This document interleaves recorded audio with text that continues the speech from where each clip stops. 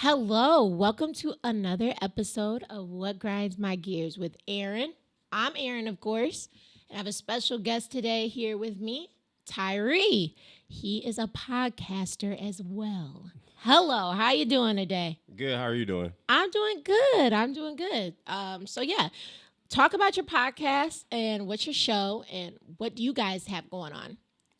Well, I have a podcast called Kicking It with Tyree. Pretty much, I interview artists, whether it be rap or any genre. I'm not limited to that, but that's how I started off doing that. I just started interviewing artists, but I want to expand and get to a different path. So, what's who are some of the artists that you've talked to so far on your show, and how long have you been going? I've been technically doing it for 3 years, but I say I just started back up this year after taking like a year-ish break. I've interviewed this year True West, Big Nice. Am I missing any? Chicken P. Am I missing any? Wait, there's more, but I'm like Hassani Kid. It's like all mushed in my head. His name's Ben Slowey. He's a podcaster as well, Mr. Nice Guy. And am I stuck? I'm just. There's a couple that hasn't come out yet, so I'll just leave it at that. That's cool. That's cool. I mean, so this show is going to be structured a little different. Like, we're going to talk about what grinds our gears, but since I have a podcaster on my show who's actually more experienced than me, we're just going to talk, okay? We're just going to talk. And the first thing we're going to talk about is, dude, I just seen Chicken P do an interview talking about how he's the most hated rapper in Milwaukee. Like, I wouldn't say he's the most hated, but he is the most criticized, I'd say. He's criticized a lot just off basic moves, like him being in the wrong spot at the wrong time most of the time. So it's like, that's how he's criticized. And it's like, everyone's going to take the negative, but you got to take the good with the bad. Yeah. And what's crazy is, like, I don't know, I feel like sometimes, well, in this city at least, I don't know about any other city, but if you do something and it gets around to everyone or something like that, it's like that just sticks with you, like on some high school ass shit. And I think maybe that's what happened to him. And I'm not gonna. Milwaukee is a big ass high school. Yes, I'm not gonna elaborate on anything because I actually respect him as an artist, but I just think that's so stupid. And when I seen that headline, I was like, "Really? You're the most hated rapper? Like, what the hell?" I think that was on Say Cheese. I think Say Cheese just ran with that. Anyways, technical difficulties. We are back. Fuck Apple. You like can't get them out of my life. Fuck them. Yeah, I sold my soul to Apple. No, but yeah, like Milwaukee seems like a big ass high school, dude. You hit it right on the head. And it's like the small connections. That's why I just stay out the cut, you know. Exactly. So, Christmas is coming up. Are you excited? I feel like I really don't have the Christmas spirit. I'm just forcing myself because of my children. Yeah. I have a 2-year-old and a 5-year-old, and they're geeked. I told them, since we live in an apartment, we don't have a chimney, Santa just pulls up when they go to daycare, and he drops off, like, their gifts or whatever. So he dropped off a couple gifts last week, and then he going to pull up tomorrow, drop some shit off. And when I was younger, my parents swore we believed in it. They'd make us go sit in a room until, like, midnight, right, on the 24th.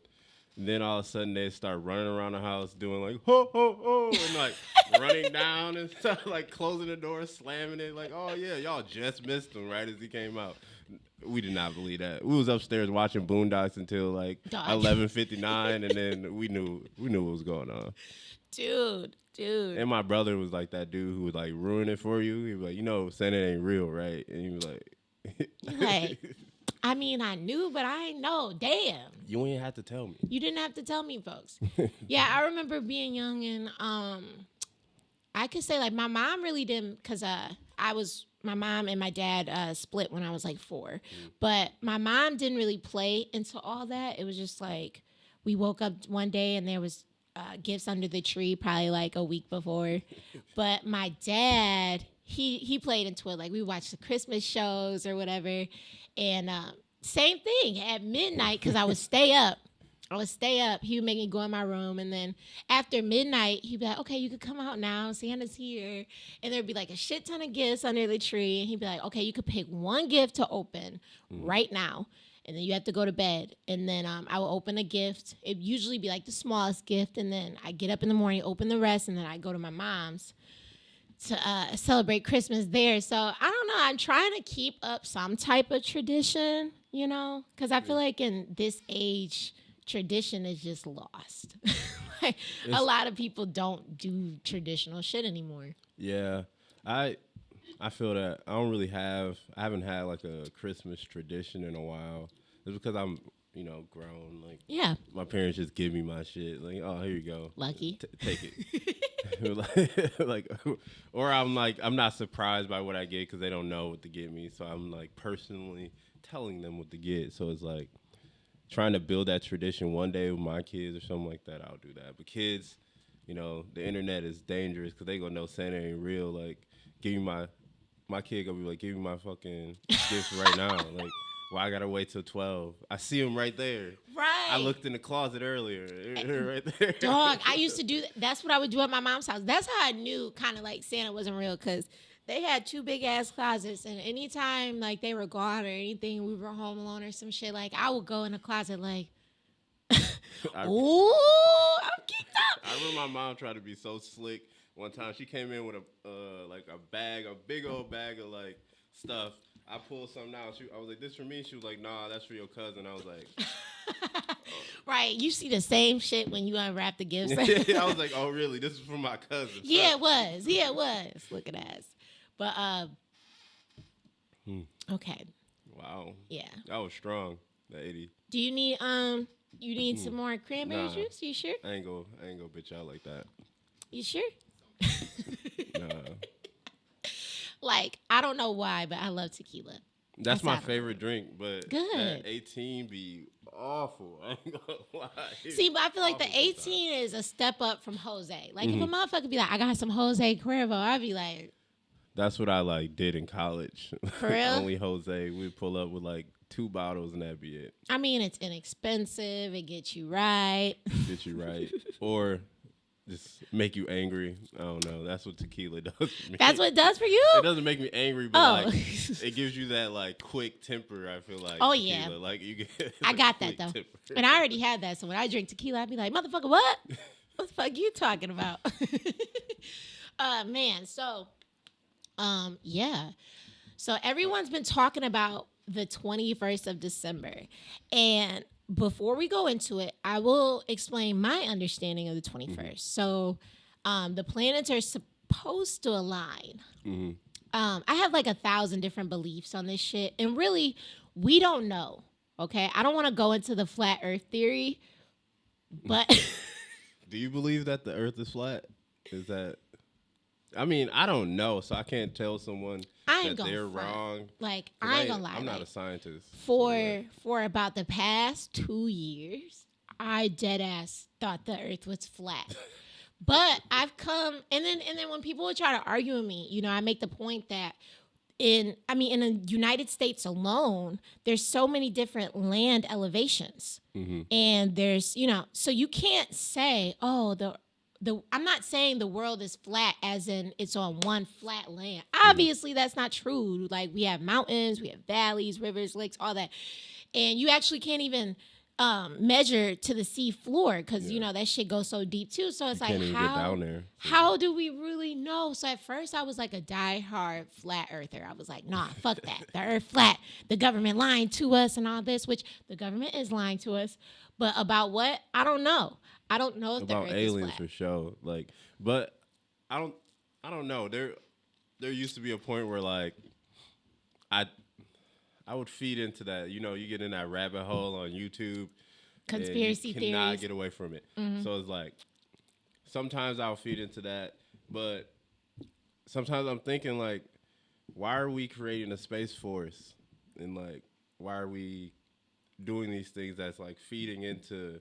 There's aliens around and they're probably here already. So we know there's aliens. Yeah. We knew that since the 40s. We know there's aliens. I just feel like we don't know. Like, you got to think outside the box for a second. You got to think about what you do every day. I get up and I get on my motherfucking phone. Like, I do the most dumbest shit ever. Like, I don't even think. I literally turn around and get on my phone. From that point, I'm scrolling. And that's how I start my day. And that's how millions of people start their day. Like, so that alone has to just show you how much we're in a box. Even in the United States, if you compare us to people like North Korea, who they don't have control over what they can watch or listen to or anything. They are being, like, what the government tells them and what they're being, what they can watch, that's all. And it's they all only like know propaganda and stuff. Yeah, like so that. if you think about that, America, home of the free, all this bullshit, that's bullshit. What do you think they're doing over here? They're doing the same thing, but what we get instead of, the whole, our country is great and all that, we get reality TV, we get Instagram, we get Facebook, we get all that shit thrown in our face all day, every day. That's all we know. America is, I always say this, America is slavery disguised as freedom. Amen. So it's like, they're going to show you freedom, but really there's trap doors everywhere. That'll put you into slavery. Yeah. Like, that just take away your freedom, even if it's like working the same job for 40 years or, going to jail. It's just trap doors everywhere. Everywhere. So it's like, God, that's a good ass point. Disguised as freedom. So like, that's a good ass point. Land of the free, but not really. And how are we free? Like, even with this, I hate talking about COVID. I hate that shit. But even with the COVID stuff, it's like, okay, we're not mandating masks. But when you walk up to a grocery store, on the door, it says, oh, you can't come in if you don't wear a mask. You can't come here if you don't wear a mask. You can't, but it's not mandated. So why the fuck? And you know what's crazy? Only people I've seen, not wear a mask in places like that, like, say, Pick and Save, is white men. Yeah. I've seen white men, because they will legitimately tell motherfucker. Face. Yeah, it's like, it's not mandated. Why are you trying to take away my freedom? That's how I feel. Like, I got asthma. Dog, I was working out at the YMCA, and this one lady was like, keep that on me. Dead ass. I got in the car. Mine is red, folks. Like, this lady was walking past me. She didn't even work there. She was like, pull your mask up. I'm like, bro, I can't. I was on the elliptical. Can't breathe. Right? I can't breathe. I can't breathe. But it's weird, and I'm not racist. But all these older white people around me, they just working out masks. I'm like, that's what makes me think there is aliens. It's these white motherfuckers. Because how the fuck can you breathe through that shit? I cannot breathe through that. I was at the gym, right? Same as you. I'm on the stair climber. The whole time, this old white lady kept staring back at me. I didn't have it on because I can't breathe. Yeah. She's like staring at me like you were walking on a treadmill in front of me. She kept staring back at me. Like, what are you looking at? Like, let me walk. It's like, are you getting paid for this? Like, are you a mask I tested negative. I can show you. Really? So, like. Right. And I ain't gonna lie. I tested positive. When? No, I'm right here. Not in the last 14 days, sir. No, it's been a while. It's been a long time. I'm not gonna front. I'm not trying to scare you. It's been a long time. I thought I had it at one point, but I never tested positive. So it's like, dog, I had it. Okay, I had a cold, and I was super, super, super tired, and I woke up, and I was eating. And I was like, damn, this food tastes weird. And then it was like within a couple hours, I went to eat again. And literally, I couldn't taste shit. I was like, oh, I got the COVID. Right. So I went and got tested, and I was tested. I tested positive. But what was weird is, within that week, I was around plenty people. No bullshit. I was around my mama, my aunt, who's a nurse, my kids, my cousins. Dog, those people went and got tested. They tested negative.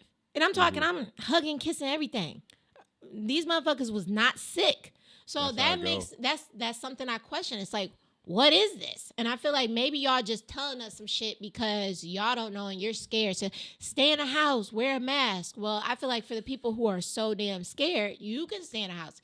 You could wear a mask. But I can't breathe. So you can't tell me it could be spread through just us being in the same room. Yeah. When I thought I had it, I think I was eating something. I got this veggie burger, I won't say from where, but I'm eating it, and 20 minutes later, my sinuses flare up like crazy. Like I can't, like right here felt like swollen. Really? Yeah, and I'm like, what is happening to me? Because that's never happened to me before. Yeah. So it's like, I go to bed, I'm like, I definitely have it. 2 days later, go get tested, negative. But like here, like pretty much right here, felt like it was swollen. Like, but it didn't look swollen, but it felt that way. And I couldn't breathe through my nose. I couldn't smell anything or taste anything. And you probably just had a common cold. I had a sinus infection. Yeah. So it was like, yeah, and those are terrible. they're the worst. Yeah. I was out of there for like 10 days straight. It's like your whole face is fucked up. Your face is numb, sore, you're sleepy. And then I went to New York the like next day. So damn. like right after I was getting over it, I went to New York, and it's like it was just all walking with my mask on. I couldn't breathe through my nose. That had to be shitty. Yeah. How the fuck did we get away from the subject of the 21st? Oh yeah, we just started rambling, but I think the planets are gonna align. There's this there's this conspiracy theory about how humans were created, and they think that thousands of years ago the planets aligned like it is now, and I can't remember the name of the aliens. They came to Earth. I feel like we probably watched the same YouTube video. Yeah, they came to Earth and they like messed with the monkeys, and then they left, and maybe we did watch the same video. Like, that's the conspiracy theory I saw, but it was years ago, so I don't know. Like, it's like the Nuka Nari. I know what you're talking about. I don't know. I just watched the video, no bullshit, because I was looking for I seen a video when I was a sophomore, and it basically explained how there's always been a form of humans on the earth, and we were more conscious. Mm-hmm. We were taller, we were stronger, we communicated literally through telepathy, and there wasn't English or any of that. We literally through just whatever you're thinking comes to me. And then that's when the aliens came down and gave them, this is what I seen. This is strictly what I seen. Gave them technology basically. And from there it kind of fucked everything up. But at one point we were very like conscious and very like, we just moved differently, and now we've been so dumbed down as time passes. It's like we don't know our roots. Mm-hmm. We don't know where we came from. And then it makes it even worse because as Black people being in America, we really don't know where we came from because our roots were literally cut off. It's being like, and then you got to put it on top of that, us being like most people who are up north or Midwest. We don't even know our roots, like down to our family heritage, because we moved from our family heritage to the north. Yeah. So we are cut off from that. Yeah. 3 times. So it's kind of crazy. I'm trying to think of what is that conspiracy theory, but like you said, I feel like humans have been on Earth as long as possible, or as long as anyone, because in Native American cultures, there's like stories about Native Americans being on Earth when the meteor hit with the dinosaurs. So, yeah, and they dinosaurs. went into hiding in the caves, and like it's a weird story. I'm not gonna get into it, but they went into hiding in the caves, and then there's people who lived in the caves who taught them how to live in caves.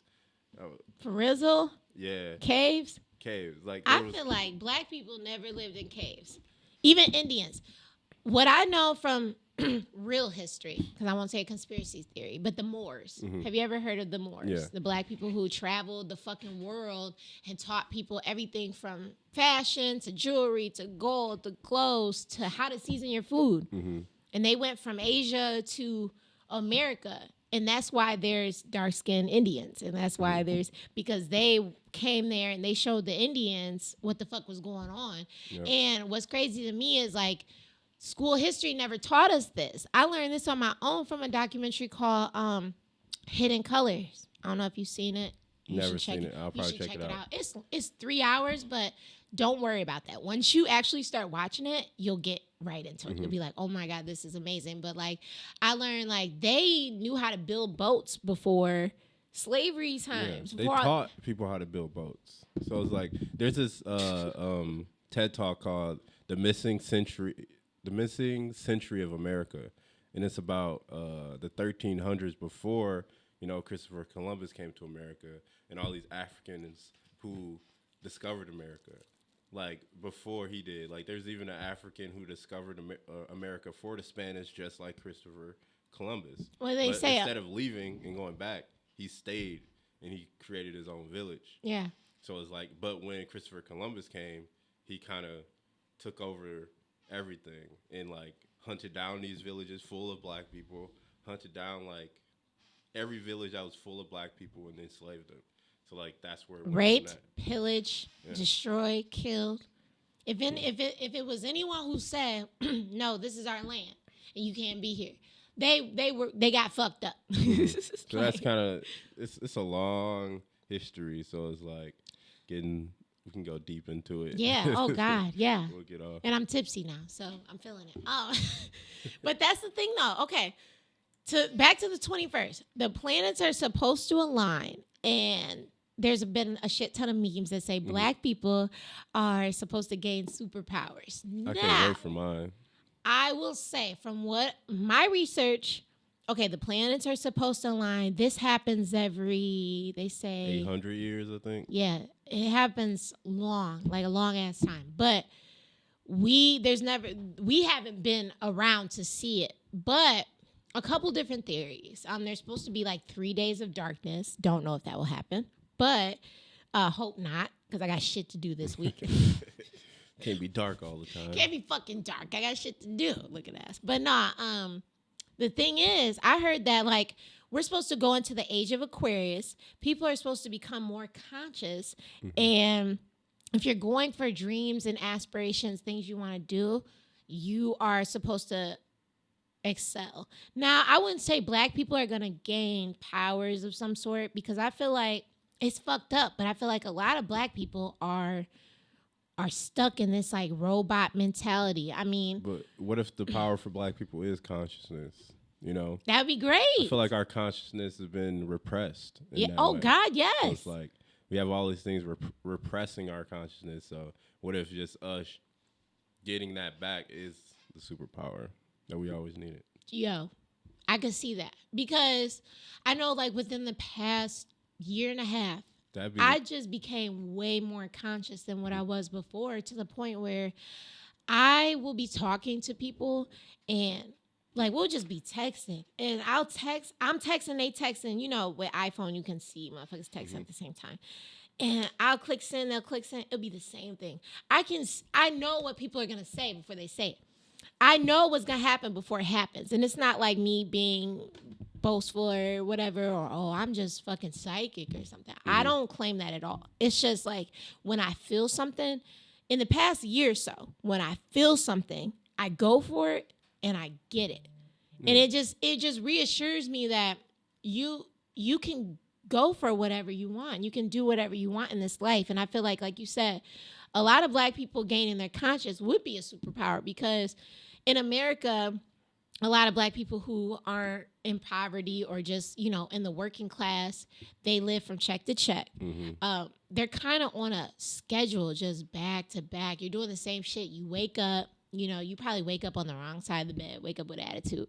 You go to work, you come home, you feed your kids, you do this, boom, boom, boom. And there's no way to excel, though. Yeah, that's not freedom to me. Like, that's not.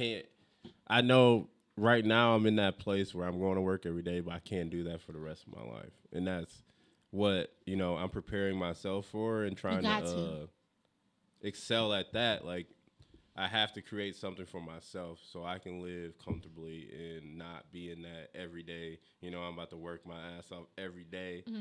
Some days I want to stay at home and watch Mandalorian, you know. That's just how it goes. Yeah, I'm going to tell you this. So I graduated in May. I'm tired of saying this. I feel like I say this on every damn show. Congratulations on that. I graduated from MATC. Yo, there were so many people telling me, like, people that didn't go to MATC. MATC week, you graduate from a, you know, community college. Man, it's still tough. Like, it was everybody hard. gonna get through that. I went to school for 5 years. I switched up my major 3 times. And the first time I was the first time I went for dental. I was a dental assistant. I'm like, man, I looked up the statistics. It said people in dentistry, like, that's the highest rate of suicide. Because, I mean, if you think about it, you go get your teeth cleaned. A lot of people are scared to go to the dentist. A lot of people that wait, you know, until they're older to go to the dentist, their teeth be fucked up. It's a lot of shit that goes on that make that shit depressing. It make your job depressing. So I switched to physical therapy. I'm like, I'm going to be a sports physical therapist. I want to be on the field. I want to be taking care of athletes' ankles. I thought about it like, what? No. Dog, I took, okay. what is it, anatomy and physiology? Dog, I took it. I got in a class. Motherfuckers talking to me like, dog, this is my third time being in the class. I ain't passed yet. God. I said, huh? You ain't passed yet.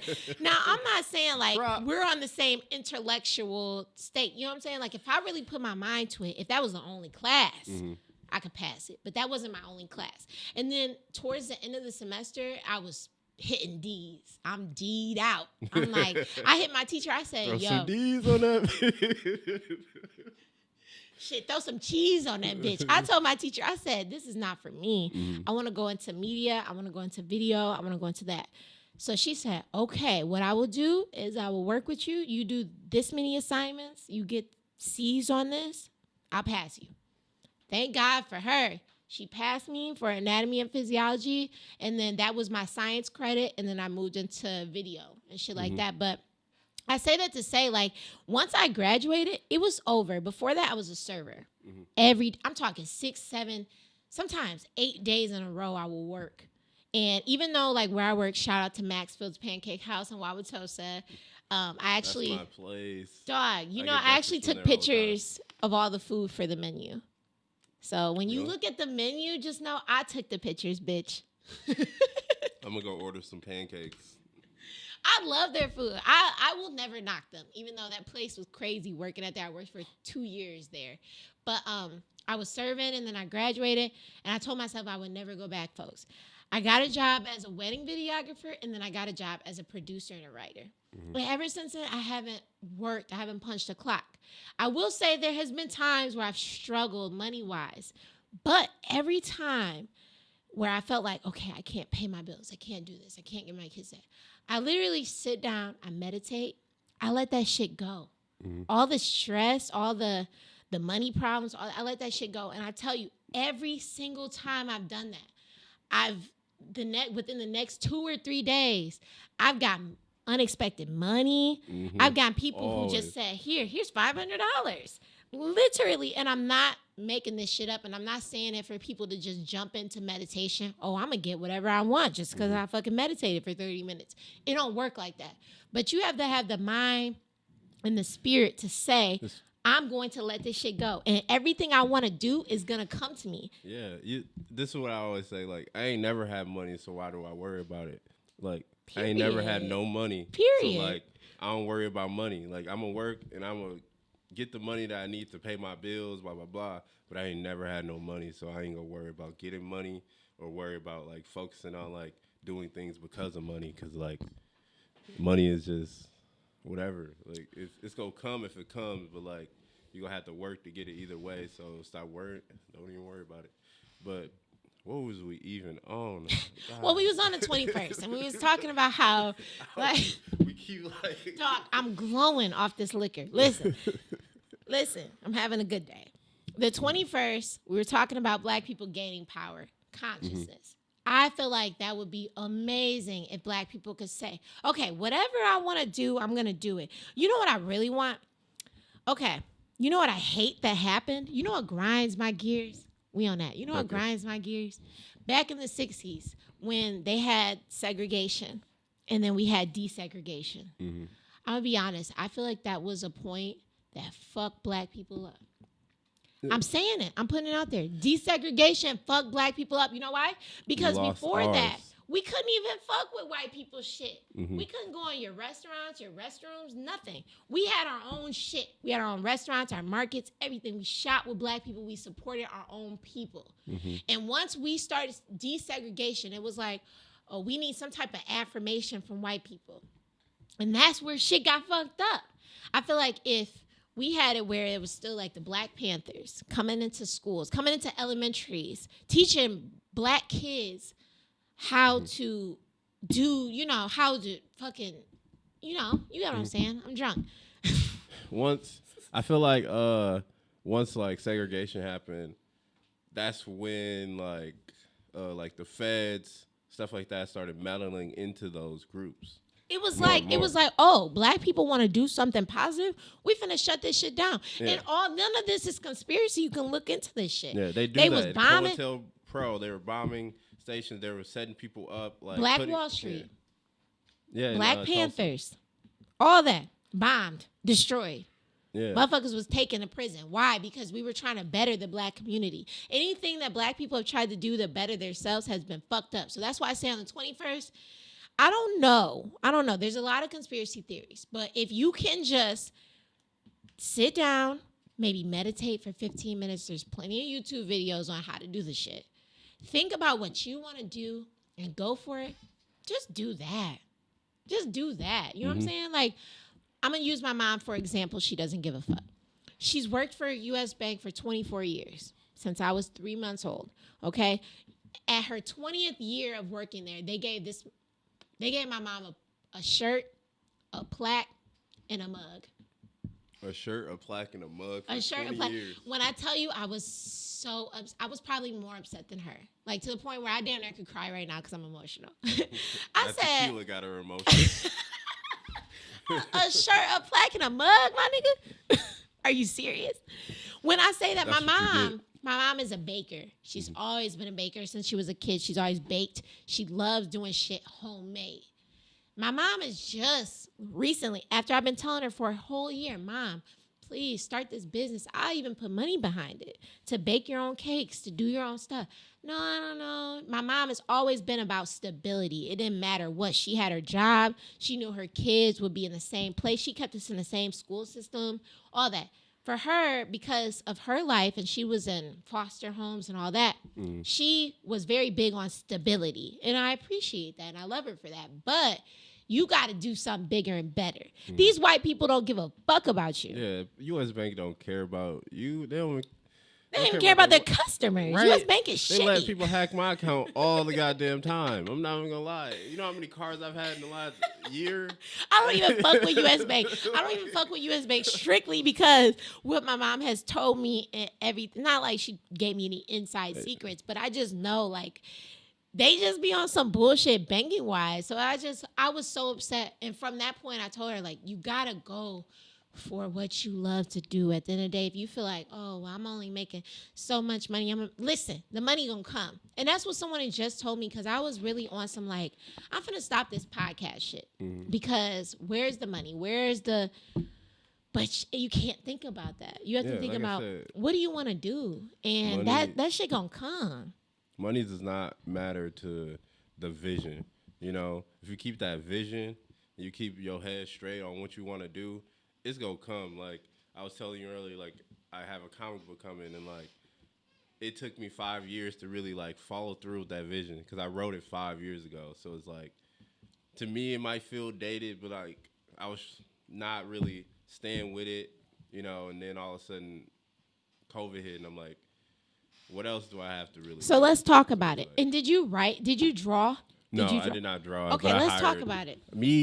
Me and my friend Keenan Butler, I wrote this comic book script. I came to him. Shout out to Keenan. You know, but I came to him. We went to Oshkosh, UW Oshkosh. Okay. We went to lunch one day, and I was like, "Hey, bro, we should do this comic book." I already thought about it. I was tripping before, like, and I was like a week before, and then 2 days later, I just wrote this comic book. And I was like, hey, bro, this is a great idea. Ain't nobody ever seen no stuff like this with black people in it. It's a full black cast. He was like, yeah, let's do it. He started drawing out the concepts of the characters, and we went from there. So, you know, it's called Fair Fight. Okay. And it's basically about these three characters trying to get away from their alien oppressors. So it's kind of sounds familiar. Yeah. It's cool.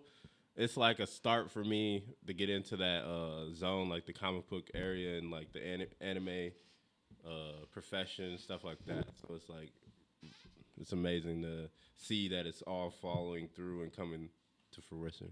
Fruition, if I said that right. Do you Gotta guys wish. have a do you have like a finished copy now, or are It's still in the draft works? we have, I say, it's a 26-page comic that will be coming out. I say we have 18 pages finished and ready to print, and we're waiting on 8 pages from the illustrator. Nice. So it's like we're right there, and we've setting up the release in March. Nice. Nice. So be looking out for that. Be looking out for Fair Fight Volume 1. Yes.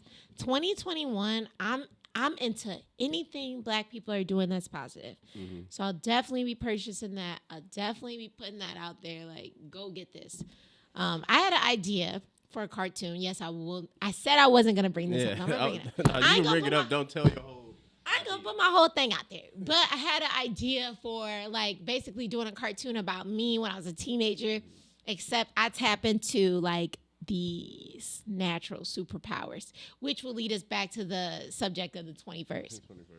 Consciousness and being fully aware and being able to be got kind of like you can like have telepathy powers. You should write it as a comic book first. Right. That will be like basically the premise of it. Like she's a regular teenager. She's kind of bad. She jumped off the porch young. She does whatever, sneaks out, all that bullshit that teenagers do. And one day, somehow, she just taps into her inner self. And shit takes off for her. She can read people's minds and stuff like that. So that's something that I have in the works. My biggest thing is looking for a cartoonist because it's like I already know the show gonna get picked up. I speak everything into existence, so the show gonna get picked up. I just need somebody who would be on board to draw the cartoon. Yeah, it's out there. There's cartoonists everywhere. So like, there's millions out there. So you gotta really just find the right one who fits you and fits like the time frame you're trying to get it done in. And it's because, you can't rely on, I always say, you can't rely on everybody. No. So, like, you got to find the right person because, like, getting this comic done has been a long process. Like, it was supposed to be done, like, maybe a couple months ago. Mm-hmm. But, So how did you find your author? I'm the author. Oh, okay. How did you find your cartoonist? Facebook. Oh, honestly, okay. I went through Facebook groups, it's putting in comic book illustrators, blah blah blah. But you can do Fiverr too. Like I've heard of them. Fiverr is pretty good for it as well. Or you can just find someone that put it out there on Facebook, Instagram. Somebody will show up. People are always down. Yeah, I think that's what I'm gonna do. One really good illustrator. Her name is B Hampton on Instagram. Shout out B Hampton. She's amazing. So she's the one who did your illustrations for? No, but like I'm letting you know for you what you want to do. She's great. I didn't know about her until after I'd already hired an illustrator. But I kind of want like a boondock feel to it. I love you'll have to boondocks. go.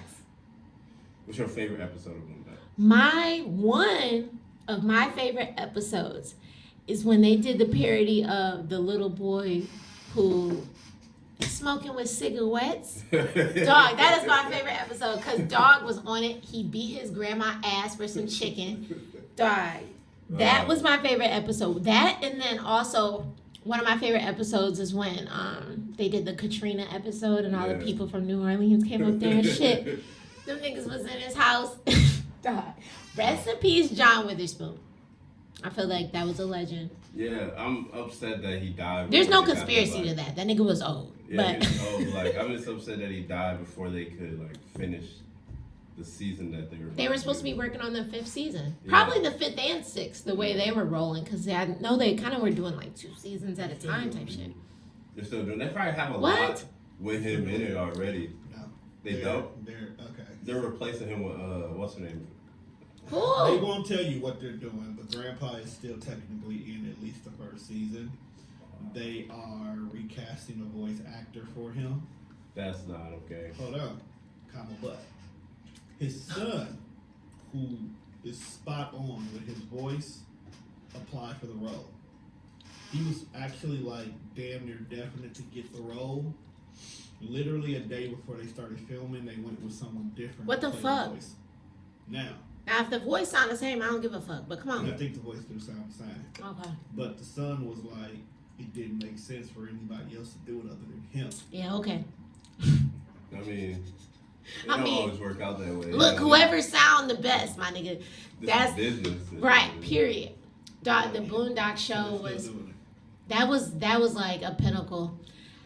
I want my cartoon to kind of model after that because that was like the first show where they really talked about black people and issues and especially. stuff and relatable and funny as hell. Like, shout out to them. Like, it'd be great to see a couple more seasons of that, and that's kind of inspires mine as well. So it's like going with being funny, acknowledging issues, and just it's a long journey of like trying to break free of that oppression. So it's like, but it's like an intergalactic journey. So like they're going to different places. You watch Rick and Morty? Yeah, so it's really inspired. It's really inspired by like a lot of stuff like X-Men, Rick and Morty, Boondocks, Aqua Teen, Hunger Force. So like it comes from a lot of different places where I was writing that. So it's like, I say Rick and Morty because I love Rick and Morty. And one of the writers from Rick and Morty graduated from Brown Deer High School. Yeah. He's from Milwaukee. Yeah. Wow, I never knew that. I gotta look. Dan him up. Harmon. Yep. Dan Harmon with the brown deer. Yes, in the my 80s, in the God, late I never 80s. knew that. People, you know what's fucked up though? Because he had made a short movie about a fucking pedophile. And that kind of ruined his reputation because a lot of people was I like, think they took him off of Rick and Morty. Yeah, they did. I think they took him off. what? Took him off of that. Yeah, that kind of ruined shit for him. Like, my guy, like, people, only pedophiles are into that shit, you know what I'm saying? And there's more of us than them. So, like, nobody wants to see you humping on babies and shit. But, like, I felt like that kind of took away from his legacy with Rick and Morty. And I love that show. Yeah, Like, he made the greatest animation of all time. Yeah. So it's like, it's if you don't know about Rick and Morty, it's a cartoon where it's like a granddad and a son. They go on intergalactic quests. The granddad is basically like the smartest guy in the universe, and hilarious. hilarious. Like, It's funny as it's- shit. Like, and they usually break the fourth wall, which means they know, like, he knows he's a cartoon, and it's funny. It's witty. I love it, but that's kind of where my cartoon was kind of based off too. Like, just like not intergalactic necessarily, but like having superpowers and doing shit, but still being a normal, ignorant ass person. Like, still acting ignorant, still drinking, whatever, you know. So that's cool. There's a lot of characters in there. I hope people like it, but I don't really care if you do. I'm just gonna. I don't give a fuck. Somebody gonna like it. Somebody gonna like this shit. Yeah, it'll get into. I hope we get into the right hands. I know you've been doing like film stuff. Like, how's that been? Like, producing films and writing films. So what grinds my gears? No, I'm just playing. I haven't said that yet. There's nothing. So I know you haven't. I'm on your ass. Grinds my gears. What grinds your gears? Not doing that stuff. So tell me about how you've been doing. Yeah. Okay. So no, I mean, so I worked on Circumstances 2. That's actually gonna be streaming today. So Circumstances 2 is streaming today on Amazon and Tubi TV. Circumstances 2, thank you, it's a sequel from Circumstances 1. That's also on Amazon and Tubi TV. But it's about these guys who are running a prostitution ring, and the second one they get bust down type shit.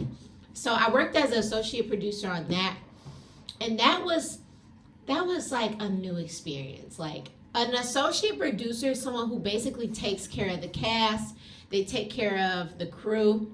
That bitch work. Bitch work, the show. A lot of bitch work. It's a chords. Oh, no. I didn't rap no chords. I didn't rap no chords. That's the crew. But I had to make sure, like, knowing where the crew was staying, where the actors are staying, making sure the actors had their lines, their contracts were good. What are we eating? What is everyone eating today? Does anyone have any preferences? Clothing. Because, I mean, this is a smaller set, smaller budget. I took care of all that, clothing-wise. I mean, I was at TJ Maxx shopping for shit last minute. Like, we finna do this scene. Hold on. I got the shirt. I got the skirt. I got whatever she gonna wear. So, yeah, that. And then even being on set, being right behind the director, right behind the cinematographers, like, making sure continuity is correct, everything. Because, really, I want to be a director. That's something I want to do. I love writing. I love being a producer, being on set, but I want to direct. I want to tell people like the best shots to get. So for me, I was working behind Beezy, the director. He's from Detroit.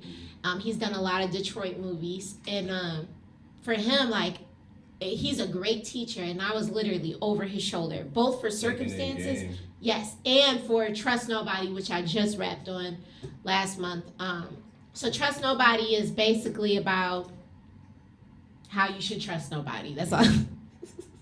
That's all I would say. But like working on set with people like Jamal Willard, that's the guy who played Biggie, and Shay Johnson, she was on Love and Hip Hop. She's the main female character in that movie. You deal with a lot of different personalities, but like I said, I was a server, so and being a director, that's pretty dope. No, she's not. Shay, if you see this, I love you. But she doesn't claim Milwaukee. Nobody who's from here does. I'm not claiming Milwaukee. No, I'm just kidding. No, I'm always gonna do that. Like I'm gonna claim Milwaukee. Everything I've ever written is based here. So if I ever do get to that point where I'm writing shows and I'm directing my own stuff and acting my own stuff, it's all Milwaukee. Like I can't make a set in Hollywood to look like more. But you know what though? And I was thinking about this driving on my way here. Like people, I'm putting people's names out there. I don't give a fuck. Okay, but Shay doesn't claim Milwaukee. She says she was born in Hawaii. That's cool. If you're not from here, then you're really not from here. But people like Rico Love who don't. I think he does. He had a music conference last year in Milwaukee, teaching people how to songwrite and how to get their songs on. Okay. And Alicia Keys got a master class teaching people how to stop this shit. No, but like, you know, from the past or whatever, I feel like, and I thought about it, like, motherfuckers be bitter coming from Milwaukee. You get famous, but like when you was really working and striving to be something here, nobody took you serious. Mm-hmm. And I feel like that now, even you know what really grinds my gears? What grinds your gears? It's how like no one takes us serious here. Like it really, where's the support? It really bothers me sometimes because you know it takes you being taken serious by someone else in Atlanta or LA or New York. Come on, for somebody to be like, oh yeah, I used to fuck with Tyree. Blah, blah, I went to school with Erin. That's my nigga. Like, what are you talking about? Like, I feel like that's a constant subject that keeps getting brought up on all my shows, but that's some real ass shit. Like, you know, you get kind of like in this space where you don't want to fuck with Milwaukee because, you know, when I post shit on Facebook, I get 2 likes and 3 shares. Mm-hmm. You like, okay. But if I post me looking cute with some weave in, you know, ass poking out, then I get 200 likes. Oh my God. Fuck you. You know what I'm saying? But on Instagram, I ain't gonna lie. On Instagram, I get way more love. I get way more love than that. But I'm just making a point, like, people be bitter because you go somewhere else and you get all this appreciation for your talent, but you come home and people aren't. And I don't know what it is. Maybe it's just I think why we are able to leave and be so successful, or at least people have left and become so successful, is because there's not that support here. So they're used to grinding with no one looking. Yeah. Grinding to make shit happen without resources to do it. Yeah. So it's like once you get to that point, you have those resources, it's like, wow, like everything just opens up for you. And it's like, why would I go back to Milwaukee and put Milwaukee on? Or go back and, you know, show love or whatever. When at the end of the day, when I had my concerts or when I had my show and y'all wasn't sharing it, it's like, what is the point of me doing that now? So at first I didn't understand it, but now I totally understand it. Even like the girl Lakia, who was just signed to QC. Yeah. Dog, I didn't know shit about her. I didn't even know her name like 2 months ago. The thing is, I've been following her and following her career since like 2017. Oh wow, okay. So like in 2017, I was doing this thing called the ciphers and stuff like that. and I attempted to get her on, and the cipher just like blew up. Like it was weird how everything went down because like I was just trying to help people, and it just like got out of control. So did she come on the show? No, it was like I ended up canceling the cipher because like it was just too much drama kind of going on in Oh LA. Lord. It was like weird, so I was like, you know what, I'm just not even gonna do it. Whatever.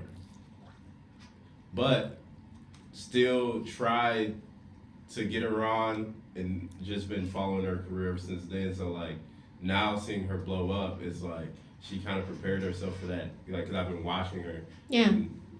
She prepared that shit. She I was 16 at that point where I was talking to her. oh So man. it's like now she's 19 and I never heard about her before like she got signed to QC, but when I thought about her when I thought about like my own quest for what I want my show to be or what I want my movies or anything that I'm in to be, it's like you don't have to tell everybody. Yeah. Especially in this city. It's like, you know, just grind that shit out. Right, just grind it out and keep looking for those connects that's gonna say, you know, okay, you from where? Oh, you from Milwaukee, Wisconsin. Okay, well I see you got the talent, you got the ability, you got the work ethic, all the above. I'm finna give you these connects, I'm finna put you on here. Like, it takes one person to do that. Mm-hmm. Literally. And I've ran into so many people who be like, why would I share your stuff? Like, what do you mean? Why wouldn't you though? Like, aren't you from Milwaukee, someone who moved away and now you got this, that, and that? Why wouldn't you? But like I said, that's just not for them then. Okay, well if you don't want to come on my show or you don't want to share my shit, that's fine. But when that one person taps in and says, damn, this is nice. Somebody go see, you know. It just takes that one person. It's really just putting yourself out there. I always felt that way. I always try to put myself out there and like take that risk. Sometimes you never know what you're gonna get out of taking that risk, out of going to Atlanta and trying to do a bunch of interviews, or going to New York trying to do a bunch, or going to LA. You never know who you might interview that might be in a certain or position to put you on or help you get your ideas out there. So, right. So at first I was really preaching like, oh, black people, we need to share each other's shit and all that. And I woke up like last week and I thought, fuck that. Whoever ride with me. Whoever not, they just gonna hop on the train after the fact. And that's cool with me because y'all just gonna be some fans. yeah, that's how I want I go. some aggressive shit. Like, that's how I go. Like, I do not do this for. I don't do this for anyone everyone's else. approval. Yeah, I don't do this Right. for anyone. I do this for me. So Right. if you don't share it, if you don't like it, I don't care. Right. I appreciate that. That's why I say I don't care if people like my comic books or not. Somebody is though. Exactly. Somebody gonna fuck with it. And it's like. And I can't wait till your stuff comes out because I will purchase it. No bullshit. Whatever it costs, I'll purchase it. Like, what the fuck is his name? Nipsey Hussle. Mm-hmm. This man was selling his mixtape or his album for $100. You know how many people probably was like, Hell no. Fuck you talking No, about? no. But imagine the people that said, would've. damn, $100? Okay. One of the people that got his mixtape was Lauren London. That's how their relationship started. Because she literally slid in his DMs and was like, how do I purchase that?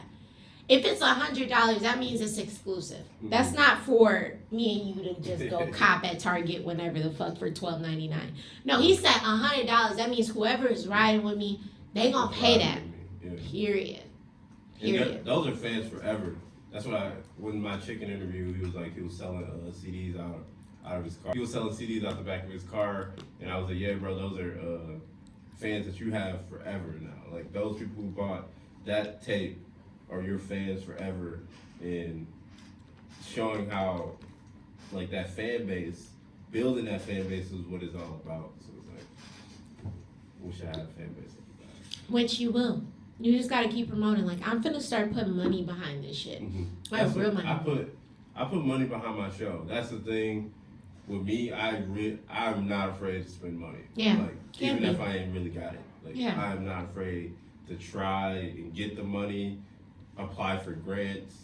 I'm not afraid to like put myself out there to try and like raise money. Like, because that's what it takes. Like, if it takes me $7,000 to make an animation, I'm gonna go get that. I'm gonna attempt to go get that, or I'm gonna grind my ass off to pay for it myself. Exactly. With all that being said, we're gonna wrap it up. I really appreciate you, Tyree, for coming on the show. I had fun. Yeah, this was fun. I appreciate you. We really didn't talk about what grinds our gears, but I don't care about that because we talked about a lot, and we just rolling. Period. And I mean, we're both podcasters, and go check out his show as well. Kicking It with Tyree, go check it out. I put it out at least once a week, either Tuesday or Friday. So I don't have a set schedule. It's just like some days, I might not be able to put it out like this Friday because Christmas. Yeah. I'll put it out Tuesday or Thursday or something. Cool. Y'all tap into his shit. Tap into mine as well. This has been another episode of What Grinds My Gears with Erin. I'm Erin, of course. Like, subscribe, share. Like, subscribe, share that shit. And y'all have a great FALALALALA Christmas, bitches. Thank you. Good night. Or good morning, wherever you listen to this.